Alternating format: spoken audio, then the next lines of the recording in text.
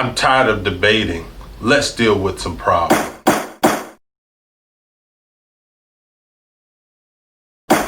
Hey, what's going on? This is David Brooks, the Cadillac Counselor, just reaching out to you one more time just to tell you a little bit that's on my mind and tell you about things that are going on in the world. So let's talk about this. Fatherlessness. I like to consider it orphans. In the Webster's Dictionary, it talks about orphans as being children of the deceased. When I look at the Bible, I really need to stay focused on orphans. So, why? I believe that the orphanism is the problem that is causing America all of its problems. Fathers not being in the home, fathers not teaching their children, fathers not being there to correct them or say, attaboy. We got to get the children back. Because if we can't get the children back, we can't get America back. So let's start off with some statistics. 25% of all of the homes in America have a child that goes to bed without their father in the home. We're talking about over 20 million children that fall into this category. We cannot forget about the 8% that are just living with their father alone.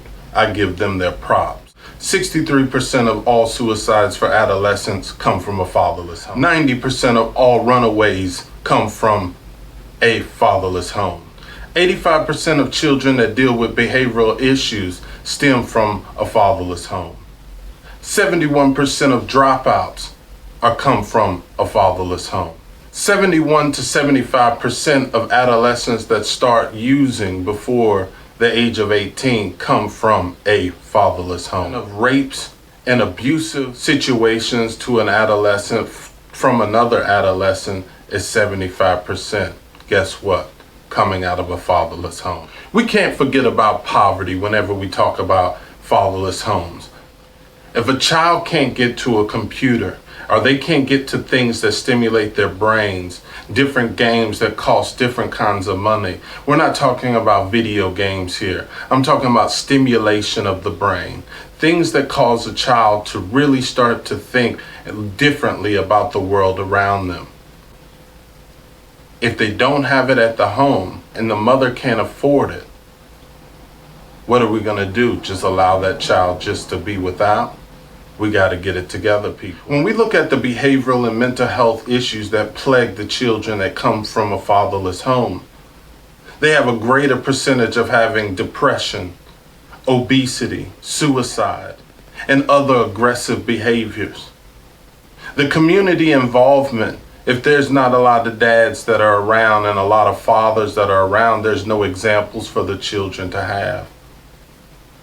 They need to understand that there is a male that is watching them at all times, that cares about them, that wants them to be better. That's what our job is in the community. We can't keep arguing facts and arguing whether this is Democrat or whether this is a Republican. We have to look at the children, the orphans, keep an eye on the focus. Whenever I look at the studies, it said that even children that come from a two-parent home are expected to do better in school by their teachers. So imagine a child that just has a mother that keeps coming up to the school to ask about their grades. Do the teachers really put as much effort into that child whenever there's not two parents in the household? If we look at addiction issues, a child that comes from a one-parent home or a fatherless home is 10 times more likely to get involved in substance use issues. And if there's an increase of substance use, it almost doubles that child then will be incarcerated by the age of 23. And most of those people that are incarcerated, by the time they're 25, they're looking at about a 5 to 7 year stint, which then creates an abandoned child without a father again. Yes, the information is alarming, and yes, it's mind-blowing, but I don't want to leave you with that. I want you to understand that fathers matters. Not Black Lives Matters, not all lives matters. Fathers matters. And I'm going to tell you exactly why fathers matter. Young boys that grow up with a father tend to not act out in the home or at his school. Girls that grow up with a father tend to be more confident in their decisions and in the way that they live their life. If we look at the Maslow hierarchy of need, and I know how some people feel about that, but if we look at security, a father can place security in their children's lives, which guides them to make better decisions throughout their life. Fathers are authoritarians. Mothers are nurturers. That's the way that it's supposed to be. But now we have mothers trying to be both authoritarian and nurturers. A father's voice is much different than the way a mother's voice is. Fathers are more objective to the situations instead of not being so emotional. These are things that causes a child to be more critical in their thinking, which helps them with jobs, employment, finishing school, any of the things that they are going to need to be able to think on their toes and be witty. Fathers, we need your voice back in the homes.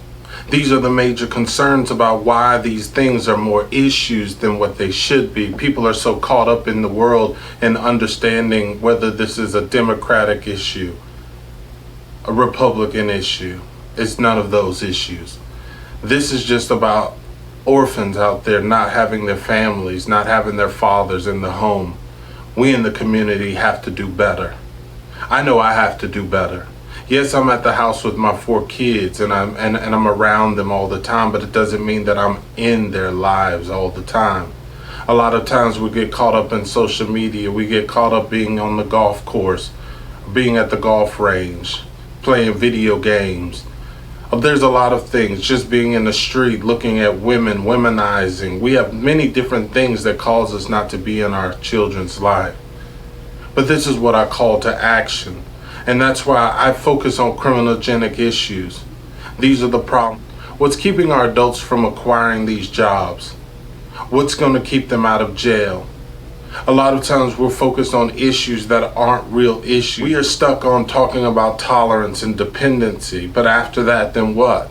They can't get a job. They don't understand how to fix their credit. They don't understand how to get back into society. We need to, as people, step up and be the fathers in the fatherless community. Our churches need to stand together. Our schools need to do better. And our government needs to understand that we truly have a problem and that we're not going to get out of this. And by talking to Charlie Smith, we're not going to get out of this through incarceration. What we need is you. You have to stand up with us and help us out. Get back into our kids' life. If we're in the home, start to focus. Teach our kids things about their history. Teach them about so we don't go start yanking down statues. We have to do better, people. And this is my call. I want fatherhood to be great again without hate. This is David Brooks, the Cadillac Counselor, reaching out to you once again just to try to simplify the situation. Take it easy.